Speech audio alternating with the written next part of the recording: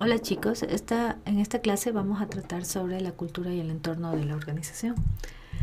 Tenemos dos visiones o dos posiciones de los gerentes, el gerente omnipotente o el gerente simbólico. En primer lugar tenemos la visión omnipotente de la administración. La visión omnipotente de la administración nos dice que el único responsable del fracaso o del éxito de la organización es el gerente. Es decir, que los gerentes son considerados los responsables del desempeño de una organización. No importa lo que pase alrededor, no importa la gente con la que contamos, los únicos responsables de la gestión administrativa es el gerente como tal. Es decir, que la calidad de la organización va a estar determinada por la calidad de los gerentes que tenga. Tenemos también el gerente simbólico o la visión simbólica de la administración. En esta visión nos dice que gran parte del éxito o fracaso de una organización se debe a las fuerzas externas que están fuera del control de los gerentes. Estas fuerzas externas vienen dadas por la economía, los clientes, la política, la tecnología, y la capacidad que debe tener el gerente es para enfrentar todos estos cambios que existen en el entorno. Los gerentes simbolizan el control y la influencia mediante las acciones que emprenda para enfrentar todos esos componentes del entorno.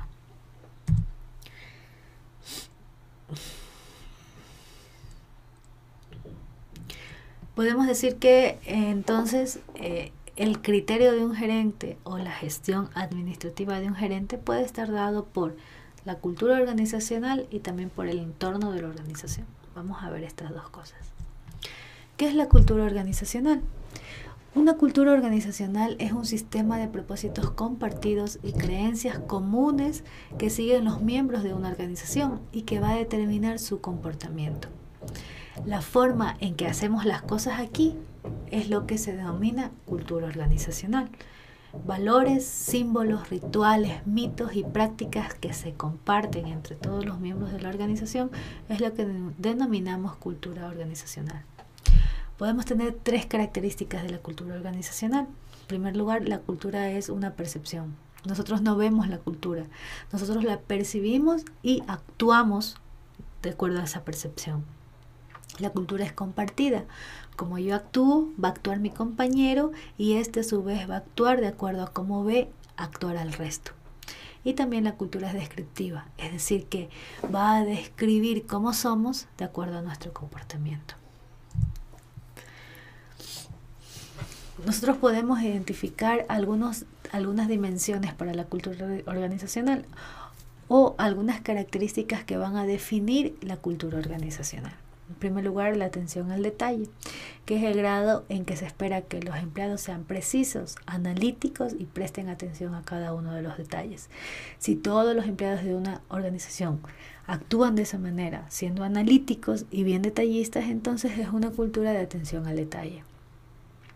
Una cultura de agresividad es el grado en que los empleados son agresivos y competitivos en lugar de cooperativos.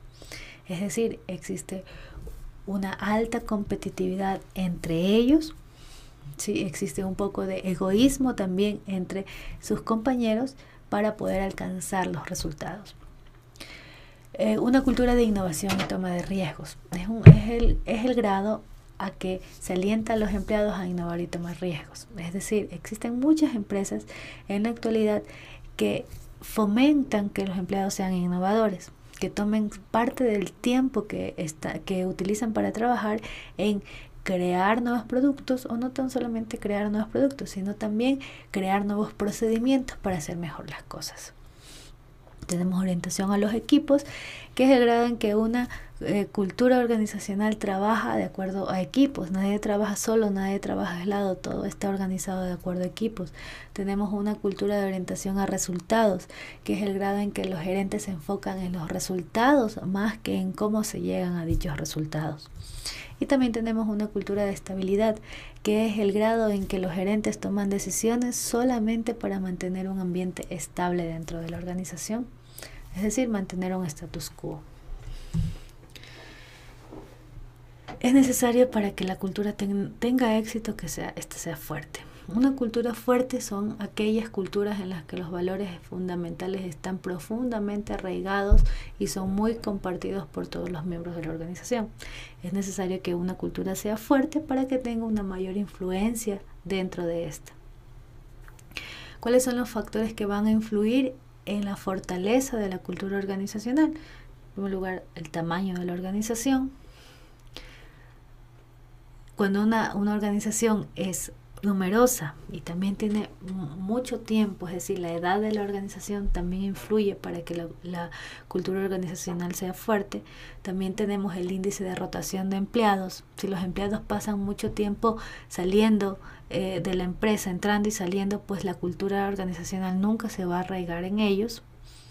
También la fortaleza de la cultura organizacional, y también tenemos la claridad de los valores y creencias culturales.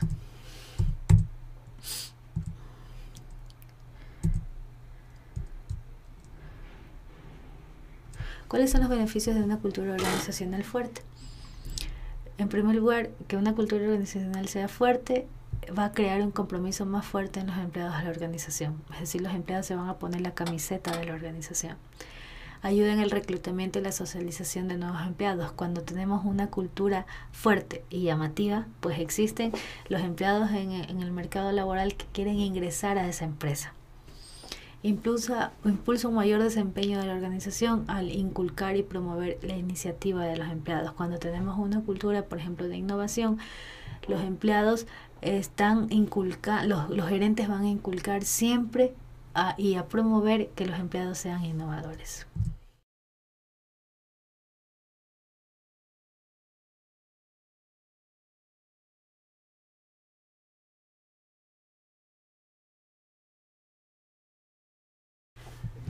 ¿Cuáles son las fuentes de la cultura organizacional? ¿De dónde nace la cultura organizacional? En primer lugar, la cultura organizacional nace de la misión y la visión de esta. Si una misión está bien fundamentada, pues se va a compartir a los otros empleados para que estos se comporten de esa manera. Es por esto necesario que todos los empleados deben conocer cuál es la misión de la organización. Prácticas pasadas en la organización, es decir, la forma en la que se han hecho las cosas, cómo se han estado haciendo las cosas, es lo que va a dar como resultado la cultura organizacional. Y también el comportamiento de la alta administración. Los empleados hacen las cosas que los gerentes hacen. Para que una cultura organizacional continúe y sea fuerte, pues es necesario que cuando se haga el reclutamiento de empleados, se haga una adaptación a esa cultura organizacional. Para que los empleados aprendan la cultura organizacional, es necesario que se socialice la cultura organizacional. Es decir, que no basta con decirle esta es la cultura organizacional, sino que los empleados la van a aprender de acuerdo a el día a día, a lo que ven, cómo se comportan el resto de sus compañeros. ¿Cómo aprenden la cultura organizacional los empleados? Decíamos que la aprenden mediante la socialización, mediante el día a día, pero también son componentes de la cultura organizacional las historias, por ejemplo. Son narraciones sobre eventos o acciones importantes de personas que transmiten el espíritu de la organización.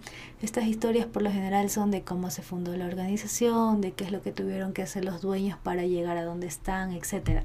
Esto da como resultado la cultura organizacional. También los rituales son secuencias repetitivas de actividades que expresan y refuerzan los valores de la organización. Por ejemplo, las compañías de venta en multinivel hacen todos los años premiaciones a fin de año a quienes son las personas que han vendido más, quienes han alcanzado las metas, les regalan autos, les regalan viajes, etc. Todos estos son rituales que fomenta esa cultura organizacional de ventas en este caso. Símbolos y materiales son activos fijos que distinguen a la organización. Por ejemplo, si nos ponemos a pensar en la organización policial, tenemos que esta organización es una organización de disciplina. ¿sí? En donde el sable, por ejemplo, demuestra o denota cierta autoridad. Las insignias que tienen en los uniformes denota cierta autoridad. Y ese símbolo material denota la cultura de la organización, que es de disciplina. Y también tenemos el lenguaje, que son jergas o acrónimos o frases y significados que son específicos para una organización. Tenemos algunos tipos de cultura organizacional o ejemplos de cultura organizacional. Una cultura ética tiene una gran tolerancia ante los riesgos, una agresividad baja o moderada y se enfoca principalmente en los medios y también en los resultados. Creación de una cultura de innovación. Hay bastantes desafíos y participación de los empleados, hay bastante libertad para poder innovar en las cosas, confianza, sinceridad, tiempo de ideas, alegría, sentido del humor, toma de riesgos especialmente. Y tenemos también una cultura sensible al cliente, que es la contratación del tipo adecuado de empleados, aquellos que con un fuerte interés de servir a los clientes, tener pocas reglas y procedimientos para poder atender a los clientes también, otorgar amplias facultades de decisión a los empleados para poder realizar sus labores y que estas decisiones sean dadas de acuerdo a lo que el cliente exige, tener buenas habilidades para escuchar los mensajes de los clientes. Todas estas son características que me van a dar una cultura sensible al cliente, que en la actualidad está muy en boga, ya que los clientes siempre están yéndose a la competencia. Entonces nosotros tenemos que tratar de satisfacer sus necesidades, y una cultura sensible al cliente es lo que me va a permitir satisfacer las necesidades de ellos. Decimos que el éxito o fracaso de la organización puede estar dado tanto por las acciones que tome el gerente, por la cultura organizacional de la empresa y también por fuerzas del ambiente externo que vayan a influir en la organización. En este caso, el ambiente externo está compuesto por todos esos factores, todas esas fuerzas que influyen de manera directa o indirecta en la organización. Tenemos dos tipos de ambiente externo de la organización. Tenemos el ambiente específico y el ambiente general. El ambiente específico, que está conformado por los clientes, proveedores, grupos de presión y competidores, son aquellas fuerzas que van a influir de manera directa a la organización y que el gerente como tal se podría decir que tiene total control sobre ella. Y tenemos por otro lado el ambiente general, que está conformado por las fuerzas económicas, la globalización, la política, la tecnología, la cultura, la demografía, que nos va a dar también, van a influir de manera indirecta tanto a mi organización como al resto de las organizaciones por igual, y que el gerente no tiene control sobre ellas.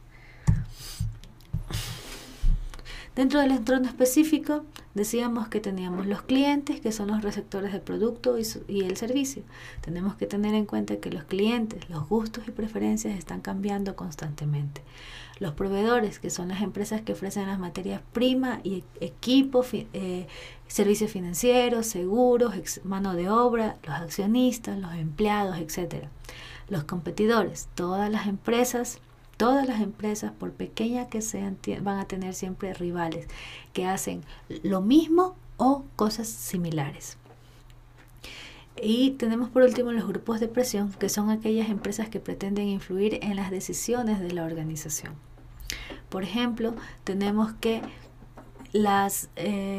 todas las empresas como grupo de presión en el Ecuador tenemos el Servicio de Rentas Internas, que es una empresa que pretende influir en las acciones de la organización, en este caso en las acciones tributarias. Dentro del entorno general tenemos que son las fuerzas que están fuera de la organización y que van a influir tanto a mi organización como al resto de las organizaciones. Por ejemplo, tenemos la economía. La economía, algunos factores económicos van a repercutir en las actividades gerenciales de la organización. Por ejemplo, la inflación. Por ejemplo, las tasas de interés. Por ejemplo, la política tributaria. Por ejemplo, los cambios en el ingreso disponible. Si nosotros tenemos que no existe circulante en una economía, si no existe un poder adquisitivo bueno y somos una empresa que vende electrodomésticos, tenemos que adaptarnos a esos factores del entorno. No porque yo quiera vender una alta cantidad de dinero, significa que voy a vender. Tengo que adaptar mi estrategia a ese entorno. ¿Qué es lo que hacen las empresas de electrodomésticos? Hacen cuotas chiquititas, cuotas semanales, combos para poder vender y poder llegar a alcanzar a los objetivos establecidos. Las políticas, condiciones políticas y legales. Sabemos que todas las leyes, la política están cambiando constantemente. Por ejemplo, la ley de discapacidad del Ecuador, nosotros tenemos que debemos contratar, debemos tener entre nuestros roles a empleados con discapacidad. Debemos adaptar nuestras decisiones a esas condiciones políticas. ¿Cómo adaptamos nuestras decisiones? ¿Cómo adaptamos las acciones gerenciales? Debemos, por ejemplo, adaptar las instalaciones físicas de nuestra empresa para poder traer empleados con discapacidad, para poder atender clientes con discapacidad, etc. Las condiciones tecnológicas. La tecnología está cambiando cada día. Nosotros tenemos que adaptarnos también. No podemos esperar que la tecnología se adapte a nosotros. Nosotros debemos adaptarnos a esos cambios tecnológicos. Y la tecnología son tanto en conocimientos, herramientas, técnicas usadas para transformar materiales, para transformar información, en otros insumos, en bienes y servicios terminados. Todo esto va a resumir en cambios tecnológicos que nosotros como organización debemos adaptarnos. Y tenemos también las condiciones socioculturales. Como decimos, la cultura son las características que influyen en el comportamiento de los miembros de una población. Y especialmente si las empresas hacen negocios en otros países, los gerentes deben adaptarse, deben familiarizarse con los valores y cultura de ese país para poder hacer negocios. ¿Cómo afecta la cultura al entorno de los gerentes? La incertidumbre ambiental es el grado de conocimientos que tienen los gerentes sobre el cambio y que puede predecir en el entorno externo de su organización. Nosotros podemos ver afectado esta incertidumbre por dos razones: la complejidad ambiental y el grado de cambio de los componentes ambientales. La complejidad ambiental, que es el número de componentes en el entorno externo de una organización, es decir, cuántos clientes tiene, cuántos competidores tiene. Si tiene muchos competidores, quiere decir que es un ambiente muy complejo. Si tiene pocos competidores, quiere decir que es un ambiente sencillo. Y tenemos por otro lado el grado de cambios. ¿Qué tan dinámico o estable es el entorno externo? Es decir, que si los gustos y preferencias están cambiando, de los clientes están cambiando día a día, quiere decir que es un entorno muy dinámico, que todos sus componentes cambian gustos y preferencias, cambian condiciones económicas, cambia tecnología constantemente, un entorno dinámico. Por el contrario, si tenemos un entorno en donde no hay cambios constantes en sus componentes, pues decimos que es un entorno estable. Tenemos así una matriz de incertidumbre ambiental. Tenemos por un lado el grado de cambios y por otro lado tenemos el grado de complejidad. Vemos que el grado de cambios podemos tener un entorno estable y un entorno dinámico, celda 1, celda 2. Pero asimismo tenemos un grado de complejidad simple. En la celda 1 tenemos el grado de complejidad simple y un entorno estable. Un entorno estable y predecible, pocos componentes del entorno y los componentes son de cierto modo similares. Necesitamos muy poco conocimiento acerca de los componentes. En la celda 2 tenemos un entorno dinámico e impredecible, pocos componentes del entorno también, porque tenemos un entorno simple, pero los componentes son de cierto modo similares, pero cambian continuamente, por lo que necesitamos una mínima conocimiento sofisticado de esos componentes. Tenemos, por otro lado, un entorno complejo, muy complejo, en la celda 3 y 4, pero podemos tener un entorno estable y predecible. En la celda 3, muchos componentes del entorno, los componentes no son parecidos entre sí, pero permanecen básicamente igual. Y tenemos en la celda número 4 un entorno dinámico con un grado de complejidad, un entorno muy complejo. Un entorno dinámico impredecible, muchos componentes del entorno, los componentes no son parecidos entre sí y cambian continuamente. Debemos ubicarnos en qué celda estamos en nuestra organización para así poder tomar las decisiones. Si nos encontramos en la celda número 4, pues sabemos que no